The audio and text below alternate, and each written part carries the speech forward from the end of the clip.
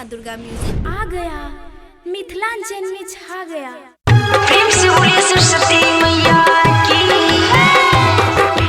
अहाँ सब सुन रहल छी जय माँ दुर्गा म्यूजिक की शानदार प्रस्तुति। आबैने हमरा अंगना माँ, आने हमरा अंगना,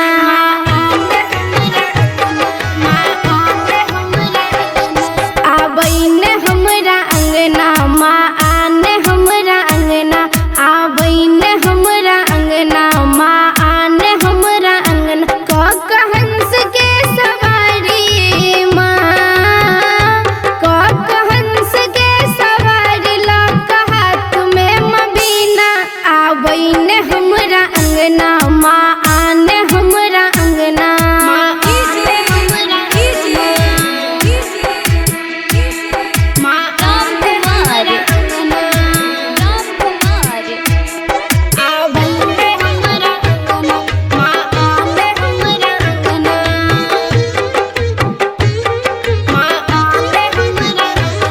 ममता मई भवानी छे ज्ञान के मसागर,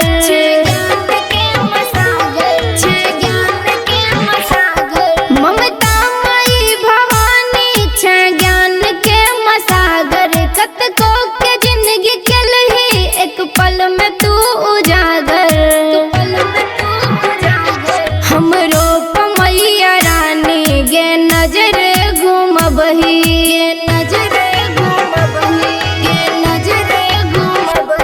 हमरो पमैया रानी गे नजर घूमबही। हमर आसरा पूरा दे माँ, हमर आसरा पूरा दे, करै छी हम बिनय माँ। आबैने हमरा अंगना माँ, आने हमरा अंगना।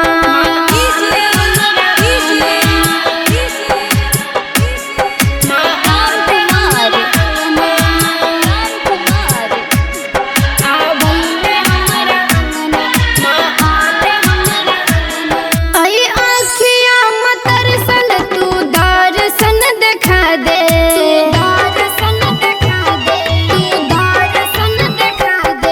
आई आँखिया मतर सन तू दर्शन देखा दे। ज्ञानक ज्योति हमरा माँ मन में जरा दे, सुतलिए हमर किस्मत माँ, किस्मत जगबही,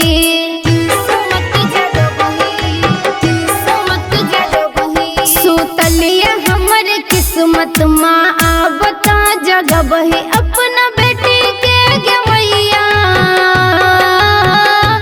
अपना बेटी के गे मैया, सीना से तू लगाना। आबैने हमरा अंगना माँ, आने हमरा अंगना।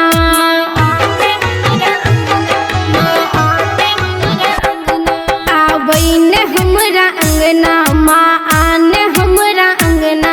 क हंस के सवारी माँ, क हंस के सवारी ला हाथ में मबीना। आबैने हमरा अंगना माँ, आने हमरा अंगना, आने हमरा अंगना। जय माँ दुर्गा म्यूजिक खजोली बाजार।